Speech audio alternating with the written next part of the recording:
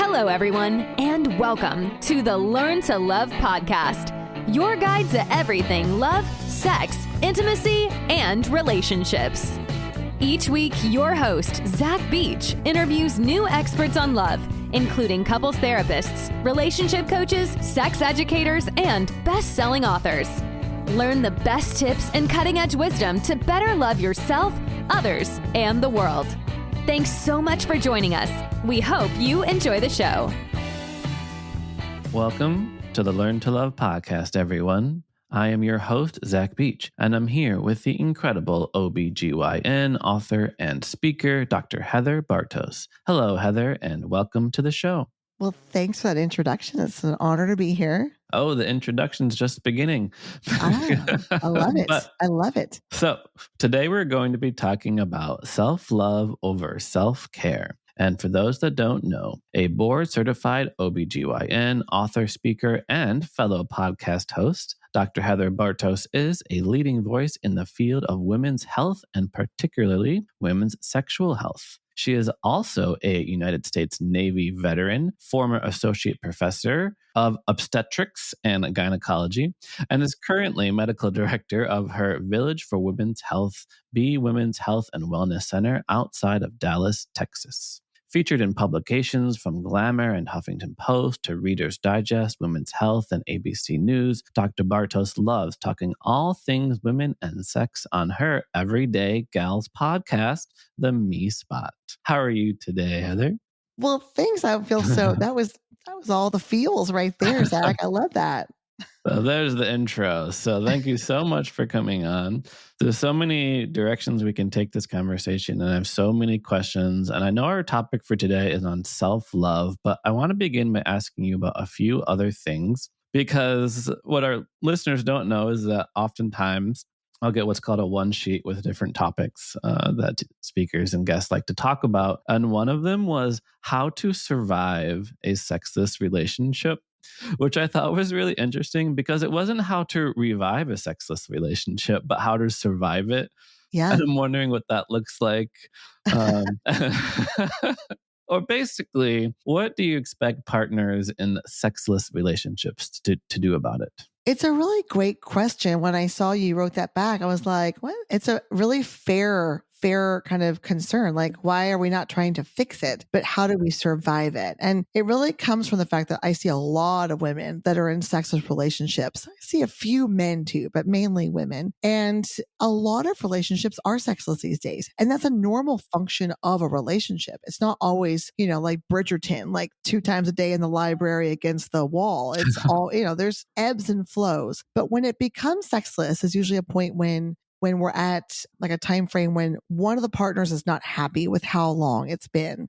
And this kind of comes a little bit from my own relationship. And what I did was I was in a sexless relationship for 2 years. This was before the pandemic, so I can't blame it on the pandemic. This was about 11 years into our marriage. And all of a sudden, the well dried up. And surprisingly, it wasn't on my side. I know a lot of us assume that it's always like the woman's like, I have a headache or not tonight, honey. This really was me approaching and getting turned down. And this went on to the point where I finally, lashed out because I thought he was either cheating or gay or both. Or I just at this point was I don't know, fat, ugly, not good in bed. I mean, this is exactly what women go to, right? When we're thinking about this. But the problem wasn't me. The problem actually was with him. I didn't know that, but I felt hurt. So I lashed out and I slut shamed him. That's how this all started. I used his past against him and I said, why is this not happening? And that did not, by the way, solve the problem. So I don't recommend anyone go that route. So learn from my mistakes. So this was about a year into it. The relationship went on for another year with literally zero intimacy, zero. And we had small children together. We owned a business together. And I thought, I can't get out of this relationship. I mean, it would be very difficult. And I wasn't sure I wanted to.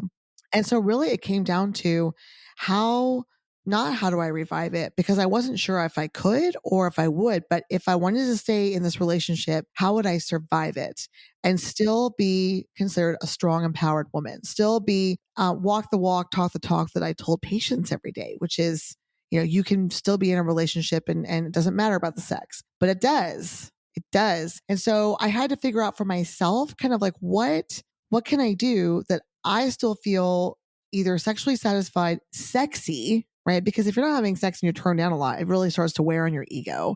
So how can I feel sexy and confident if I'm in a zero intimacy relationship? And that's kind of where everything started for me. Was we're starting working from the inside out.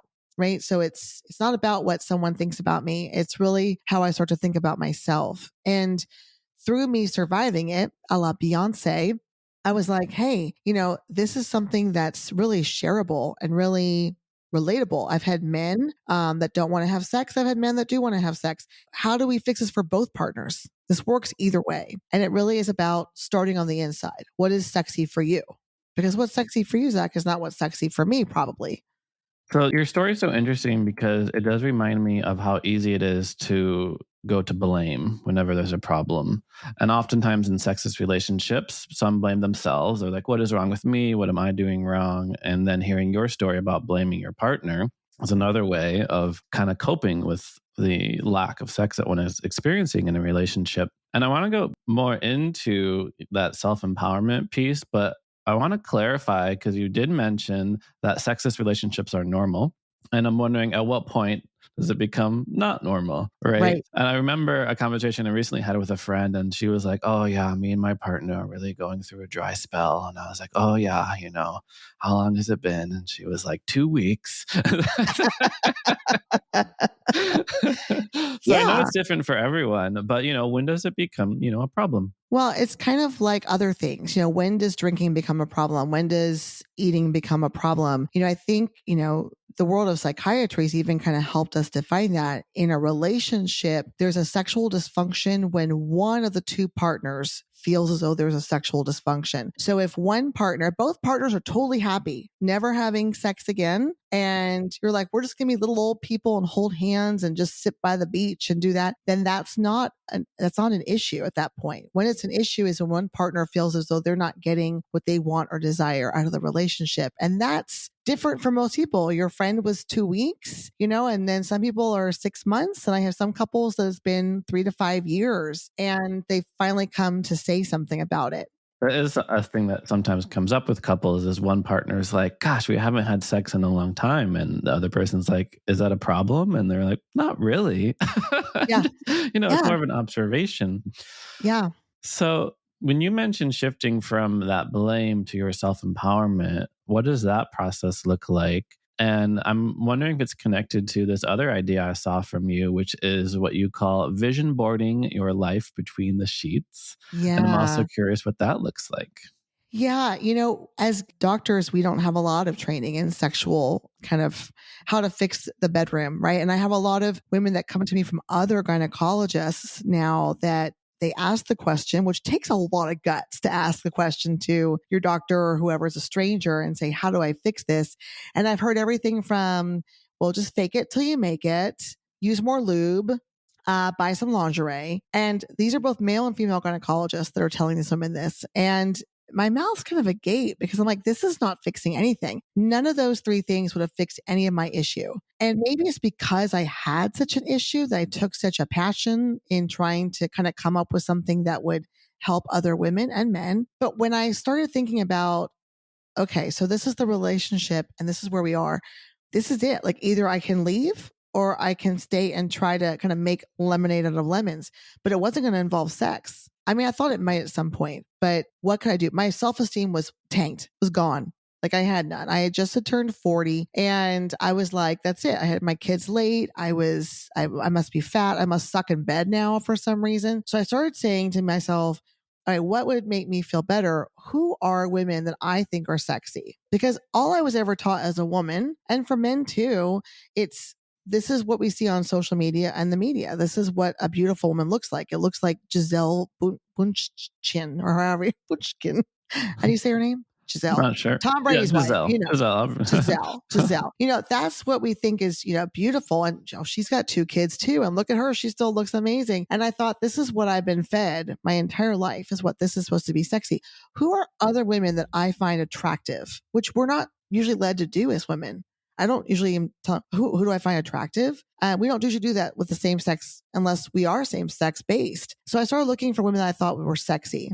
And by sexy, I meant free, had attributes that I wanted, had attributes that I wanted to display. So I started looking at women that were older than me because there's a lot of sexy women older than 40. So I started looking at women in every decade. So Helen Mirren.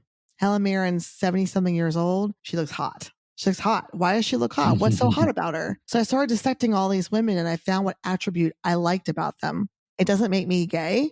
If it did, no big deal. But what I was doing was kind of creating an avatar, right? Like if you play video games, you have like an avatar of what I thought was sexy, what I wanted to be. Mindy Kaling, funny. I wanted to be, smart. Ruth Bader Ginsburg. I started pulling all these women and I kind of created this single avatar that was everything that I thought was sexy. And what did I already have and what did I need? What did I need to do more of? And when I did that, I started looking for sexy in other women. I started to feel sexier because what we look for in others, we find in ourselves. So by doing that, I was shifting the mindset of how I viewed sexy, how I was taught to view sexy. And then by starting to work on that and not relying, no offense, on a man's opinion of how I looked or how I acted. So if, you have a fiance, you mentioned. So, it's a very girl thing to come out of a closet and say, how do I look? Right? How do I look? And my husband's not a big talker. And so he was like, cool, you look fine. And I was like, that's not what I wanted to hear, right? That's not what I wanted. I wanted to hear something.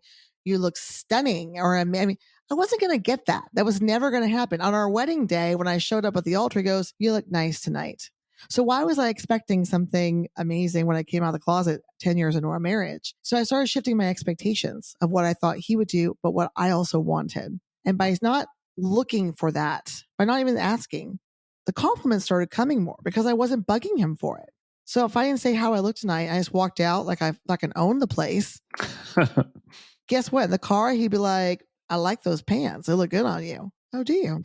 And I started you know how women can be. We can chase a man around the whole house looking for an answer. We don't let go. We're like pit bulls sometimes. So by not seeking what I was looking for that I wasn't going to get and I knew it, I was building it up in myself. I was now the validator of my sexiness, no longer someone else. Wow, it's a wonderful story. And you are right that it very much flips the script, right? We often think that if I want to be sexy, I have to live up to this idea of what the other sex thinks is sexy. And this is often influenced by what's seen in the media. And I'm curious because when you mentioned this embodiment of what you think is sexy, and you borrowed these attributes from other older women that you had seen. So what were some of those attributes? We're talking intelligence, creativity, dance, embodiment. Yeah, what I first just started doing was just looking at women I knew every day. So the first thing I would say is if I saw someone, instead of thinking competition or, she looks better than I do, I would just automatically be like, what is sexy about? And I would even tell her, oh my gosh, you have really great eyes. Those are beautiful. And she would smile. And you know what? I would smile because I felt good. So that's when I started looking at, celebrities are out there so I could start to delve into it. I picked someone from every decade of life that I could find. So Angela Lansbury. Angela Lansbury is 93 years old. And I'm sure you've not seen Mary Poppins Returns, but the woman killed it at 93 years of age. I don't know about you, but my 93-year-old grandmother would not have been in a movie singing and dancing, but she was. And so I liked the grit. So I was like, she's my grit sexy, my longevity sexy. Ruth Bader Ginsburg was my brilliant sexy. She was a voice. Frida Kahlo, artist sexy. I like the way that I kind of can be creative. And so, yeah, I had a bunch of women. And so I made this list. It's actually kind of a fun game to kind of play when you're out drinking with your friends is what women or men do you think are sexy and why? Salma Hayek. She's completely natural, authentic. She's also hella rich, but that wasn't why I said that. All the way down the road, I stopped looking at the 20-year-old and thinking, why don't I look like that anymore? And I started looking at the women that I could also think about. I'm getting older and these women are older than me. So I can view older as sexy. I don't have to view older as a disease, but it's actually a place to aspire to. Well, that perfectly leads into the next question I wanted to ask you around body image. and how we can better love ourselves and better love our bodies. Because as you've mentioned, we have this ideal of a perfect body, which is often photoshopped in many different ways, not even just like young and thin or different things, but often manipulated to be an ideal that no one can meet up to. And as a result, people look at their own bodies and think that there's so many imperfections that they don't see themselves as necessarily attractive or sexy.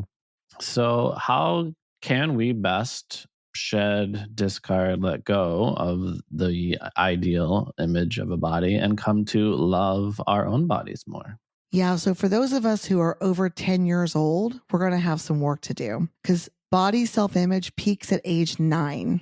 Wow. So before you even know what your body is doing, before you've even gone through puberty for the most part, that is the peak of your body image. So that's most of us listening to this podcast, I would assume. So now we have to repair, right? So now we have to go back and fix. So I always say, what were your parents' kind of messages about body image? That's a big one. We get a lot of belief systems about sex, sexuality, body image from our families, right? That's all we're looking at age 9. I remember at age 9 and 10 finding a stash of my dad's Playboys. And this is back in the 80s. Boobs were it. That's what everyone wanted, were boobs.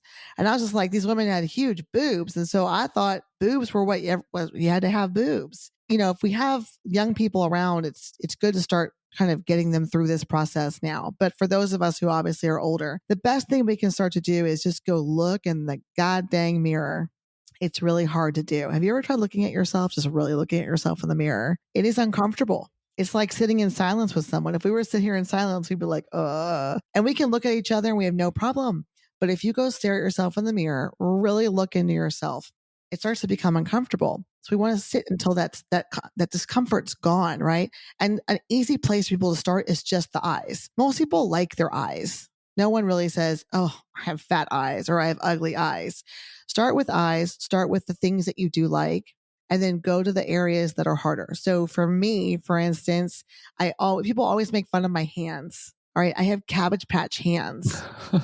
They still like Cabbage Patch Kids hands. They're like, I had a friend that used to call them chocolate chip cookie dough fingers. And no matter what weight I am, they still look like this. Okay. Oh, no. And so I felt just so kind of self-conscious. I mean, these women have these beautiful, I didn't even want an engagement ring because I felt so weird about my hands. And that's something you would never look at my hands and probably think anything. Now you will, but you didn't before. So it was something that I hold up that I had about my hands. So then I had to sit there and go, what do my hands do for me? So I'm a surgeon. I cut people open for a living. I played the piano. I do all kinds of these crazy things with my hands. They function great for me. So they just look different. So I had to start kind of, again, flipping the script on what I don't like about my body. And then I go to what I do like. Like, for instance, you can't see it, but I have amazing ankles. Who thinks about their ankles? Find some body part that you're like, this is bitching more than anyone else. Like you, Zach, have got a great face shape. Oh, have you ever thank you. thought about that? You do. You have a great face shape. It's very symmetrical, very oval. So, but now when you go look in the mirror, you're going to look at that. It's true. If you had been like, oh, I don't like this part, I would notice that next time I looked in the mirror. And so, right, like if your fiance said to you, I'm ugly or I have a bad nose. I don't know your fiance, so I'm not saying anything bad about her. You'd be like, no, you don't. That's silly. Why would you say that? But we let ourselves say it to ourselves. So the key now is to go in the mirror and get acquainted with yourself. We don't do that. We brush our teeth, we look in the mirror, we spit, we go away. Women spend more time in the mirror putting on makeup, but the whole time we're noticing their flaws. My kids are watching Mean Girls earlier today, and that scene where they all go in front of the mirror, they go, oh, my pores are huge. Oh my God, my teeth are mismatched. They're picking themselves apart and they don't, what's the point of that? We just do that as women, but we don't need to. So start looking for what you do like, and then you'll start finding more and more things. I'm thinking about your experience just working with people like almost on the front lines of helping people with their body image, also fixing different things that can come up in the body. And I'm curious if you could just paint us a picture of sort of the consequences around the images that we are pummeled with in our media that, as you say, peaks our body image, self-image at age 9. So when you say it peaks at age 9, you mean 9 is the highest and then it's downhill from there? It's downhill from there. Yeah. And that was actually a study done by Dove soap products. that women, especially, self-esteem starts to go downhill after that. We can do better than that. And I think media is trying to get there, but like social media doesn't help, right? I mean, there's been numerous studies, obviously the Facebook whistleblower that talked about they knew that it was causing self-harm for some of these young women to look at these filtered Instagram images. Hell yeah, I'm going to filter my face because everyone else is filtered when I go on there. So it's not a real picture. And we have to start talking about these are fake images. These are not real images. Right. And the more that we talk about it, I mean, no one's going to put their real image up there. I get it. But remembering that there's a filter on all of life on social media. Sally down the street is not really in this amazing marriage with two Mercedes and, 3 perfect kids. There's something going on. Everyone's got their issues. The more we filter, just know it's a filter, the less you fall victim to the filter. Well, that's what's interesting because you are seeing a rise of people who are literally going to the plastic surgeon, perhaps with a picture of their own face with the filter, some sort of filter over it, and saying, I want to look more like this. And, you mentioned, and I know in your work that you work with people all the time unhappy with their bodies, with their lowering body self-image. And there's plastic surgery, but then there's also cosmetic surgery. Oh, I don't like this mole that looks here. Like, can I remove it? And I am wondering, like, how you best support somebody. Like, this is something that they want. And also realizing it's not something you necessarily want to encourage because ideally someone would love themselves. They wouldn't have any desire to change anything about themselves. And it's also very cultural. Like there are some cultures like South Korea where plastic surgery is much more of like a norm and it's almost something expected of certain people. Right. If they want to like look better. So how can we cope with this challenge? The line? Yeah, it's a fine line, right? Like, I mean, I certainly think as we get older, I mean, of course, if there's a mole that you just don't care for, of course. I mean, if you want to remove that, I understand that. Cindy Crawford made a huge living off her mole that probably people told her to take off. But if there's something that really just a small thing that irks you day to day, I think that that's okay if you're doing it for the right reasons, right? So we all, for the most part, had braces growing up. I had braces twice because I didn't wear my retainer. And we did that. Why? Our parents said, oh, straighten your teeth out. But did we need straight teeth? We all have straight teeth now. Or is that really cosmetic, starting cosmetic kind of procedures at an early age? I have more women now that are coming to me wanting their breast implants out, kind of reversing some plastic surgery that's been done. I do hear a lot of plastic surgery regrets. I wish I hadn't done this. And, I just hate the word, regret. And I wish I hadn't because it's useless. It doesn't help us. So it's a fine line. I mean, I certainly wouldn't have an issue. And I think many celebrities don't talk about like Botox. If you really want some Botox to make you just feel a little bit of a zip, fine. I buy makeup. Really, what's really the difference? But if I was going to go to a whole facelift, I might try to talk a woman out of like, let's not do anything drastic, especially not after a breakup or a divorce. Don't go for the revenge body right away. So I loved your earlier emphasis on focusing on parts of our body that we love because our mind has a huge negativity bias. Even the supermodels, probably look at themselves in the mirror. Oh, these elbows, Yep. And I do think this is a key part of self-love and appreciating ourselves. And today's topic is on self-love over self-care. So I have to ask, what's wrong with self-care? So I do kind of go on that self-care is bullshit. And I say this because I think now the thing is that you should take care of yourself. Self-care is it. And they'll always show someone in a bubble bath, right? It's always a bubble bath with a big thing of wine. And there's self-care and there's escapism. And I think a lot of times we preach to women and men, escape. Escape. Just eat a box of chocolates, go sit in your room, take a nap and do a bubble bath, go get a mani-pedi. And that's self-care. Nice. That's more, right? That's more upkeep, I would say. Those are little treats. Those are like desserts. But self-love really gets to what do I need now to sustain myself or to feel good? And I don't think we do enough self-love. Self-love is you know what? I really feel as though my body's telling me I need to rest more. So I'm going to try to go to bed early the next few nights. That's self-love. Or I'm going to turn off my phone because I just can't look at any more news about the war right now or whatever it is. Those are self-love things. They're more like vegetables, right? Like we don't always love to hear, but they're good for us. Whereas mani-pedis and all that, I mean, I love them too. And I love a good bubble bath that's dessert. And so I tell women, self-love is the most of your meal, like the food pyramid. And then, yeah, but don't call a mani-pedi self-care. It's just it's a beauty thing that we're doing. But self-love is, hey, I need to go out in nature for 20 minutes and get my zen back and walk around and feel myself connected again. That's self-love. Yeah, what I'm hearing from you is much more of an emphasis on nourishment, on sustenance, on just feeling good, getting the appropriate amount of sleep, for example, over pleasure, perhaps indulgence, perhaps like I'm going to, have the giant cake after dinner. Yeah, I think we've it's almost like the guilty pleasure, and there's something kind of a little mischievous about that. I always say we're like plants, right? So, you're one kind of plant, I'm a different kind of plant. Plants come with instructions on how to care for themselves. They tell you how much light they need, how much water, which window to face, all of that. We don't come with those. So we kind of almost have to make our own plant instructions. And what works for you as maybe more of a philodendron or whatever that plant is, it may not work for me as a cactus. And so we really have to figure out what our own self-care, self-love instructions are, just as if we were plants, because we're related, right? And so what you mentioned, it's going to be different for everyone, but what are some examples of some self-care instructions that might be on our little tag? Or what are some things that you have found with your clients that really work for folks? I always tell women that there's two great medicines that are available to us pretty much all the time. And one is sunshine and the other one's water. So we teach new moms that if your baby is upset or fussy or having an off day, put them in the water. Either put them in a bath, take them outside for sunshine. It's one or the other. And that will usually calm and nourish a fussy baby. We don't do that. Unless I make my kids go outside, they're like, it's hot.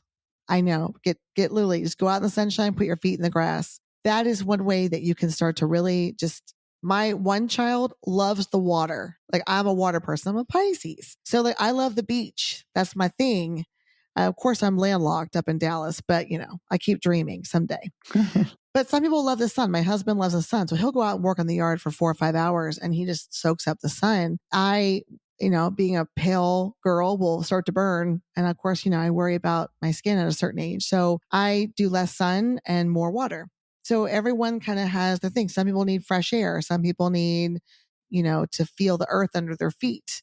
But there's a lot of medicine around us that we don't participate in. Nature is a really big one for a lot of people. Just going on a nature walk and listening to nothing except maybe the leaves rustling. We're overstimulated as humans. So, if I put my plant in a room full of AC/DC all day, plant's probably not going to be super happy after a while. It's just constant overstimulation. But a plant that's well loved and cared for and moderate of everything does well. Well, it's so interesting because it almost seems like what would be on the instructions for a human is the same as a plant. Because what I'm hearing from you is sunshine, water, fresh air, and feeling the earth underneath us. It really is. I mean, that's kind of where we all kind of came from.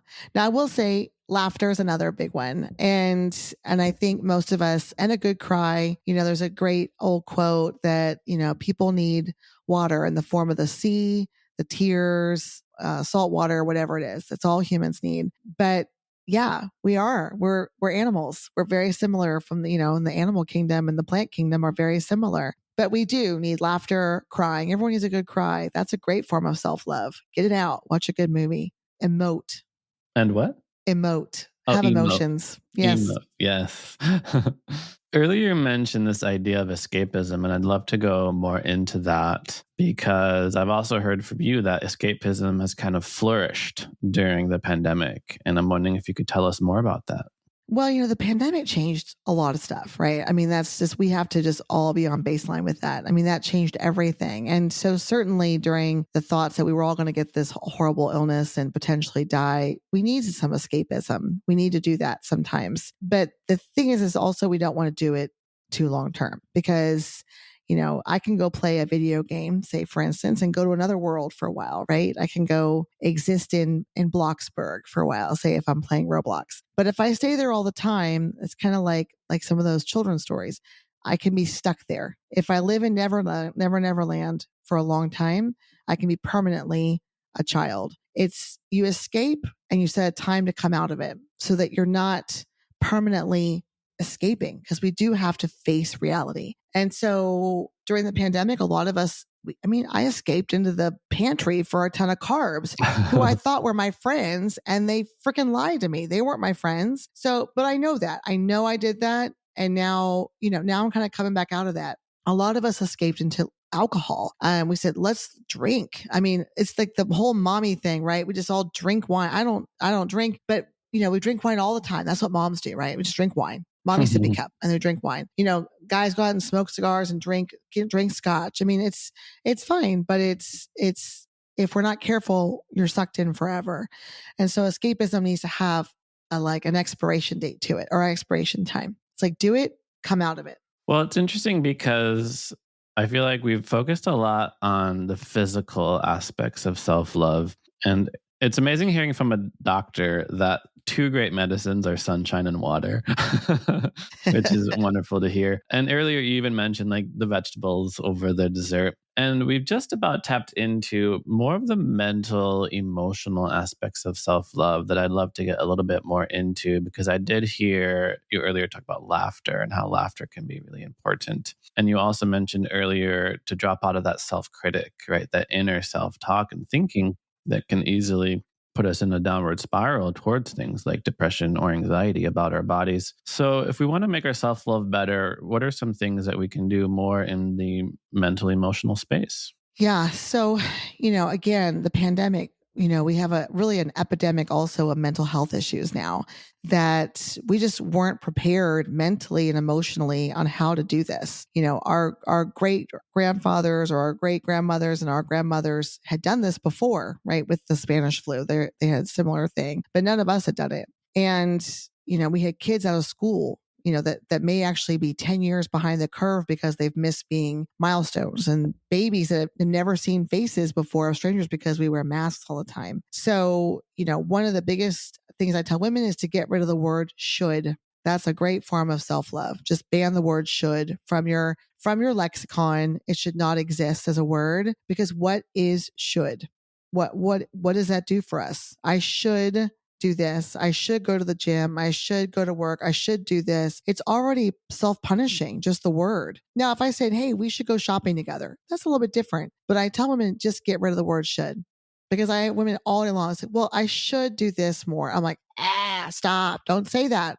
No shoulds. No shoulds. It's like shit. It's like, just get it out of your vocabulary. And then another one is when you say it, is move on, forgive yourself and move on and get past it. Those are two big things for mental health right there.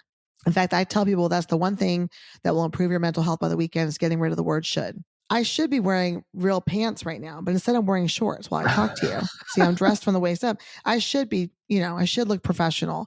Well, what is that? All I did was just make myself feel bad because I don't look professional is what I'm saying.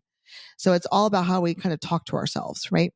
Well, it's interesting you mentioned dropping shoulds, which I also really resonate with this advice. But I'm thinking about how easy it is to turn self-love into a list of shoulds. We put self-love at the top of our self-improvement project. I should meditate. I should do yoga. I should be less stressed. I should do this, and this. So how do we make our self-love project not balloon into a list of shoulds? That's amazing. That's an amazing question, because that's exactly, I've fallen into this trap too. I first read, I guess it was back in the beginning of 2020, that all these women were getting up at 4:30 in the morning, and they would get up and journal, and they would meditate, and they do some yoga all before they ever started answering their emails at 7:00. And I said, oh, I should be doing that too. Right. And so what I kind of talk about with women is what I call the power hour.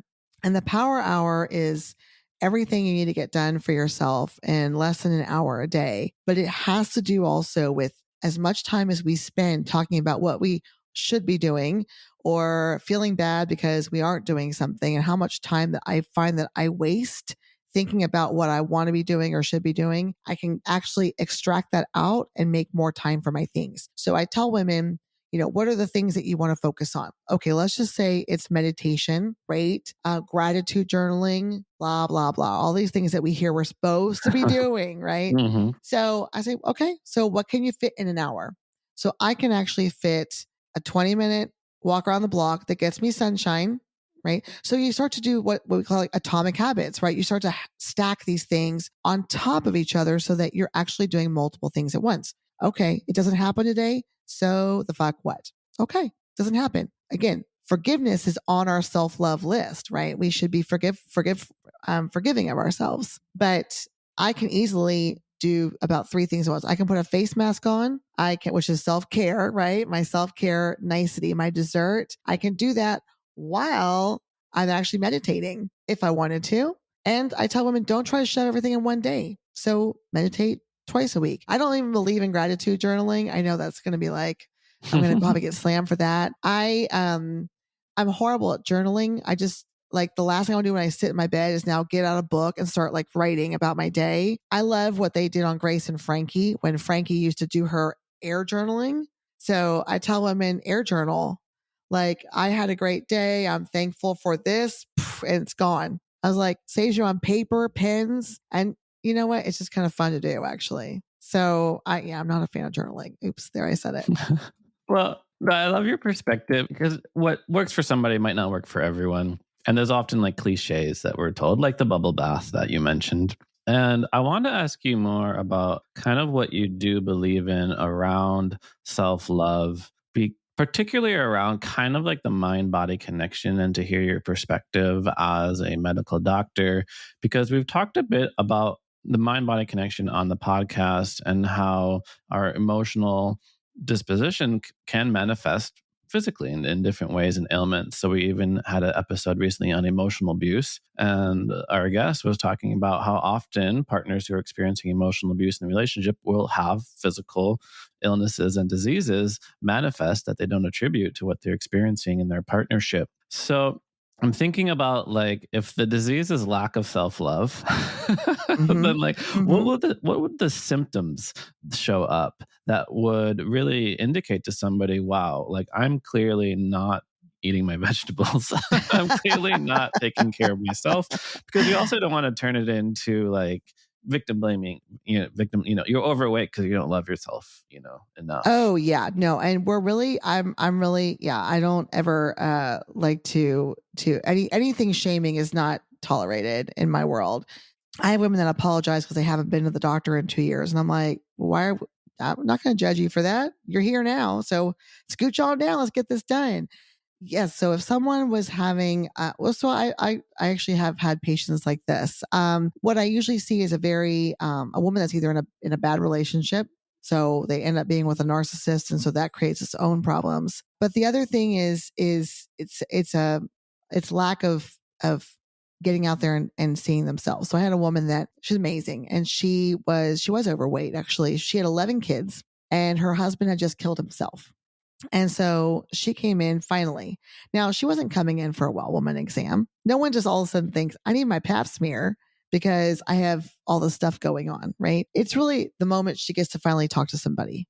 And so the right provider that can sit there and actually ask the right questions, what we got to is she was just unhappy with how she was. And she was another one. We started with the whole compliments. So she had the most amazing, they were like ocean blue eyes, and they were hidden under bangs that really almost covered. And she just was dressed kind of like she just didn't care, which, I don't blame her. And I said, do you know your eyes are amazing? Like what are those? What color do you call that? Is like cerulean or what was it? She was shocked. She was shocked because she goes, what do you mean? I go, do you may go get a mirror? Let me go get a mirror. I got a mirror in the other room.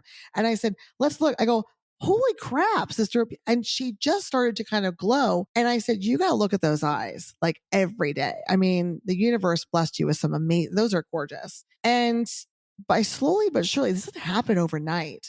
But that's when we start talking about, she shows up now for appointments. She starts caring about, blood pressure. She starts looking for social engagements, all that because she can start to feel like she belongs now. And so in diseases, what we'll see a lot of times is what I'll call like vague women's symptoms, right? I'm sure you guys have stuff too, but usually I'll see fatigue being the big one. I'm just tired all the time. Joint pain. We'll see things like hormonal disruptions. So periods might be off. Certainly the sex drive may be off if that's an issue. There's symptoms that could be 1,000 different things that the diagnosis is. So we end up checking for a bunch of stuff. We'll check even down to like Epstein-Barr and Lyme disease, all these things. And what we'll find is that there's nothing. And we get to that point and I'll say, so what else is like, everything looks good. So that's great. We're reassured that you're not dying. So what else is going on? And then I'll start to get little tidbits. I'll say, well, my husband sleeps in another room and he doesn't, whatever. I mean, we'll start to kind of get to the inner workings because now they trust that there's a process here. And we would almost hope that there's something wrong with us physically as opposed to something wrong with us emotionally, because there's probably some pill I can give you if there's something physically wrong, but emotional stressors, which there are gajillions, those are harder to fix because I can listen, but I can't just give you a pill. And so when we get to that point, women, of course, are worried that they're going to be considered hysterical. Hysteria, Freud came up with that. It means that there's nothing wrong with you and they think that there is. But sometimes I say, life just fucking sucks sometimes. So what's going on? And then doing the exercises like that woman did starts to bring you out of your shell a little bit. And every little bit helps. So as we're a bit winding down, I'm just curious if there is anything that we missed around this idea of self-love over self-care. I've loved all the advice we've been given so far. I love the two great medicines of sunshine and water, not to mention, of course, laughter. I love this idea of power hour, just like 1 hour of you taking care of yourself during the day, because sometimes I do feel like self-love and self-care can be a full-time job. So is there anything else, more that you feel called to share with our listeners? Oh, I mean, I think what we really know, this is not like a quick fix. And I think a lot of us are used to these days wanting the magic pill, wanting something that will fix it all right away. And it's about consistency and persistence, but also resiliency. And humans have that in spades. We are very resilient as people. I mean, women especially, right? Like we can have a baby and our uterus like snap backs to like, normal size within like a week. I mean, that's pretty amazing. I'm sure you guys can do things like that too. But I think I wanted that tomorrow. I want that, how fast can I get that? How fast can I do all these things? And it's just about baby steps. It's really just making the first step, whatever that's going to be. It can be as simple as going to the mirror and looking at yourself. It can be, and that's it for a month. That's all we do. There's no rush. It's the journey of life. It's not, let me get to that destination as fast as I can. Now let me get to the next list. We're not checking off of a list. We're actually like you're a plant. We're going to take care so you can thrive. Yeah, I love that metaphor. Just coming back to, you need exactly what a plant needs. You need space, fresh air, sunshine. And I often use the metaphor of even growing like trees, like in my own practice, that day to day, it doesn't look like a tree is growing very much. You don't really see it, but continuous practice, growth steps over a long period of time, eventually you get so high, so tall. I love that. Yes, you will flower or blossom wherever you are, whatever you're doing. So thank you so much, Dr. Bartos, for coming on to the show. And I have to finish by asking you the same question I ask all of my guests, which is, what do you wish everyone knew about love? That it's infinite and it's promised to you by the universe. It's there. You just have to reach for it. Amazing. So I do have to ask, when I think of like medical doctor, I think of a very scientific view of the world. So I should ask you a little bit more. What brought you to this conclusion that love is infinite and promised to you by the universe? Well, I may not be your average white coat doctor. I love the mind-body connection. I love the mind-brain. I always like to joke that I practice what I call neurogynecology, which is totally a made-up specialty, but I want to make it one just for me. I'm going to become a neurogynecologist because I do think that creativity in the mind and all that really work. I do believe in energies. And what we put out is what we get back. And I guess I'm just not your average run of the, ER doctor or someone like you see on TV, I guess. Well, I so very much appreciate that. And I appreciate you coming on to the show. In my notes, I have neurogynecologist and it's trying to spell check me. Like, what word are you trying to say? So for our listeners who want to work more with a neurogynecologist and learn more about you and the work that you do, how can they find you? Yes, I'm on Instagram, usually with, I will admit, some kind of small filter on my face. And it's at Dr. Heather Bartos. And I have the mespotpodcast.com, which is my little blog. I call it a podcast blog about all things women's health. Wonderful. Well, thank you so much, Dr. Bartos, for coming on to the show. And thank you, listeners, for listening to the show. We hope you remember many of the valuable lessons from today, including not just the two great medicines of sunshine and water, but also to drop all the shoulds on ourselves and self-care and we can take self-love over self-care, which we can do in a simple power hour in our day, in our mornings. And self-love is a journey and it's a practice in this journey of life. And don't forget that love is infinite, promised to you by the universe. If you want to learn more about me, you can head to zachbeach.com and learn more about the show at theheartcenter.com. Thanks again, Heather. My pleasure. Thanks, Zach. Thanks again for listening to the Learn to Love podcast. To learn more about the show and your host, head over to zachbeach.com or theheartcenter.com. You can also follow Zach on Facebook, Twitter, and Instagram.